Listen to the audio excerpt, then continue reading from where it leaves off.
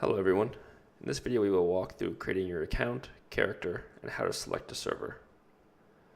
When you visit the site for the first time, you're given the option to set up your account and click the Play Now button. This will automatically create the character on a world for you. The other option is clicking the small Already Registered text on the landing page. This will take you to the Tibia homepage and you can select Create Account in the top left. This will give you more options when creating your character. Once you fill in your account name, which is what you use to log in, and the other account details, you'll have to fill in the info to create your first character. You can either enter a custom name and will be informed if it's available, or you can use the Suggest a Name feature. Select the sex for your character, and then we'll move on to the server selection. When selecting a server, the world location will filter down the servers to your preferred region. Playing on a server within your region will generally allow you to have a better connection and experience less lag. Note that your character is set to log in to the same server every time you use that character, though you can spend real money to move your character between servers. There are restrictions around this process. If you plan on playing the game with a friend, make sure you both create your characters on the same server. The server types are as follows. Optional PvP. The only way to attack another player is if both sides agree to the conflict. You will barely ever see PvP on these servers. The server type allows you to use area of effect spells and runes without damaging anybody else or their summons. Though you cannot directly attack someone, it's still possible for other players to attempt to kill you by luring massive amounts of creatures on you and attempting to trap you. Open PvP. On this server type, players are able to attack each other. There's a skull system in Tibia that does try to keep random player killing in check. I will not be going in depth into the skull system, but if you do choose this server type, you'll have to learn how it works. There are different colors of the skulls that mean different things. If you receive too many unjust kills, you'll eventually receive skulls that will cause you to lose all your items when you die and have other effects.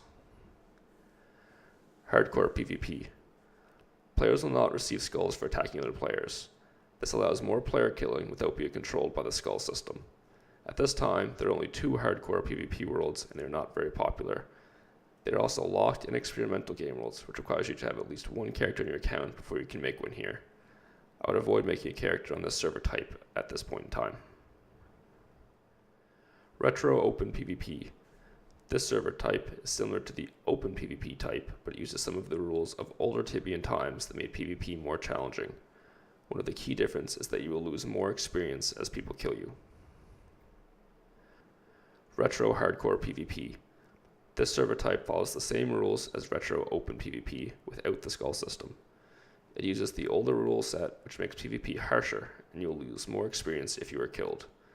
The key difference with this server type is that you will gain experience for killing players if they are above or slightly below your current level.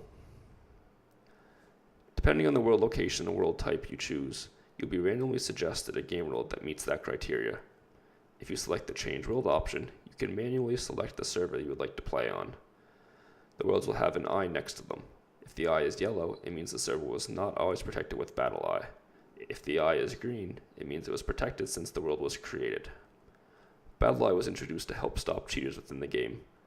If you're playing on a server that was created before this was introduced, there is generally more money around. This was caused by people using programs to hunt for them called bots. These bots automatically leveled up characters and collected money without people having to play. You may also want to check the list of online players to make sure you're choosing a server that has at least a few hundred players online around the time when you're playing. Once your account is created, you will have to download the Tibia client to log in. If you use the account creation method on the landing page, the client should start downloading automatically.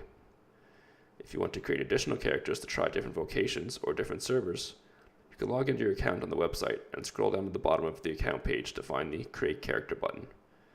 You'll follow a similar process to creating your previous character.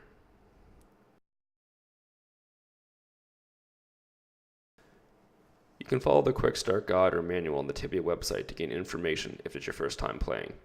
You can find the links in the description. Hopefully this can help you start your journey in Tibia or update you on the server types if you have played before. See you in the next video.